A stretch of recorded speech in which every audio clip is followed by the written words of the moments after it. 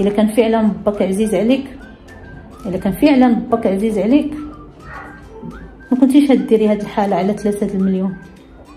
والله ما تكوني درتيها، ما تكونيش.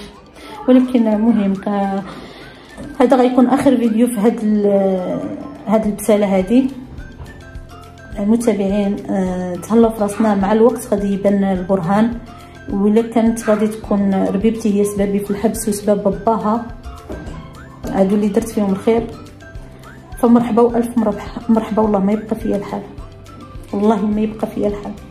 اللي بغاها الله هي اللي غادي تكون. ولكن يجي لك يوم يا ظالم، الدنيا دواره وغادي يجي الوقت. الا ظلمتني غادي يجي الوقت، غادي يجي بربي اللي غادي يظلمها. حاشا واش حقي غادي تنسى ابدا. وما غاديش ناخذ حقي انا بيدي ابدا. ما غادي ندير الا الخير، ما غنصرف فيك الا الخير، وما غادي نظلمك وما غادي ناديك ابدا. واش نقدر ناديك ولا ندير لك شي حاجه؟ انا قناتك مسحتها من تليفوني باش ما تقوليش انني انا بغيت ندير لك شي حاجه في قناتك ولا شي حاجه. مسحتها من تليفوني نهائيا بالعاني باش نبعد راسي من المشاكل.